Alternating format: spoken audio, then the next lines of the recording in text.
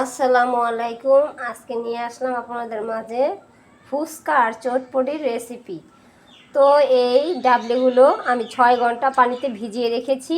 এখন আলু সাথে দিয়ে সিদ্ধ করে নেব। তো আমি এখানে ডাবলি নিয়েছি, 250 গ্রাম ডাবলি নিয়েছি। এর সাথে নিচ্ছি 3টা আলু। আপনারা বেশি ডাবলি নিলে বেশি আলু নেবেন, তো আমি এখানে কম নিয়েছি তাই কম আলু নিয়েছি। ডাবলি সিদ্ধ হওয়ার জন্য চুলোতে বসিয়ে দিয়েছি। এখন 3টা আলু কুচু কুচু করে কেটে নিয়েছি, দিয়ে দিলাম ডাবলির মধ্যে। বিসমিল্লাহ। তারপর দিয়ে দিলাম হাফ চামচ লবণ, নাড়া দিয়ে মিশ্রণ করে নেব। বিসমিল্লাহ। চুলো জাল ধরিয়ে দিলাম, এখন ঢেকে দিলাম। এখন আস্তে আস্তে সিদ্ধ হতে থাকুক। এখন পেঁয়াজ কেটে নিচ্ছি,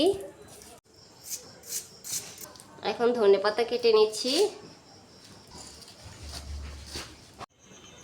এখন শসা কেটে নিচ্ছি, টমেটো কেটে নিচ্ছি,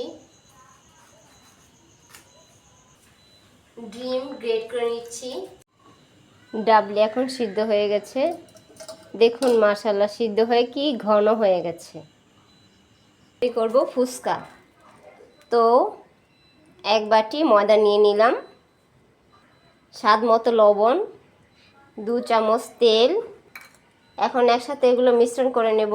এখন অল্প অল্প পানি দিয়ে ডো তৈরি করে নেব। বেশি পানি একসাথে দেওয়া যাবে না, অল্প একটু একটু করে পানি দিয়ে ডো তৈরি করে নেব। ঠান্ডা পানি দিয়ে ডো তৈরি করে নিয়েছি। এখন ছোট ছোট করে লেচি করে রুটি বানিয়ে ফুচকা তৈরি করে নেব। এখন রুটি তৈরি করে নেব।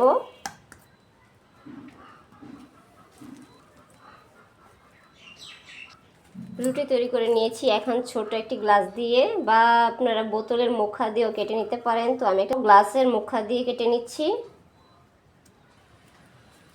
কি সুন্দর করে রুটি থেকে আস্তে আস্তে গ্লাস দিয়ে কেটে নিচ্ছি।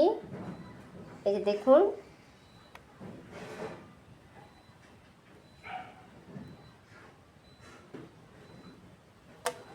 কি অসাধারণ সুন্দর হয়ে গেছে ফুচকা তৈরি। এক বাটি ময়দা দিয়ে কতগুলো ফুচকা তৈরি করে নিয়েছি। তেল গরম হয়ে গেছে, এখন ফুচকাগুলো ভেজে নিব। বিসমিল্লাহির রহমানির রহিম। প্রথমে জাল বেশিটা গরম হয়ে গেলে তখন লো হিটে জাল কমিয়ে আস্তে আস্তে ভেজে নিতে হবে। দেখুন অসাধারণভাবে সুন্দর হয়ে ফুলকোগুলো কি সুন্দর মাশাআল্লাহ ফুলকো ফুলকো হয়েছে ফুচকাগুলো। মাশাআল্লাহ সুন্দর হয়েছে। ফুচকা তৈরি হয়ে গেল। এখন টক পানি তৈরি করে নেব। তো এখন তেঁতুলের টক নিয়েছি, তেঁতুলের 3 গোলা নিয়েছি আমি আর কি।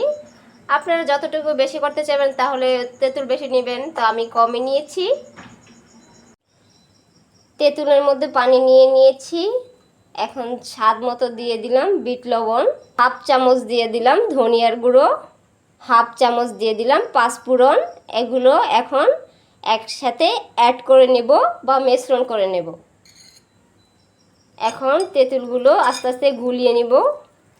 সব কিছু অ্যাড করার পর এই তেঁতুলের দানাগুলো ফেলে দিতে হবে, উঠিয়ে ফেলে দেব। এখন এ তো দিয়ে দিলাম হাফ চামচ শুকনো মরিচ গুঁড়ো করা।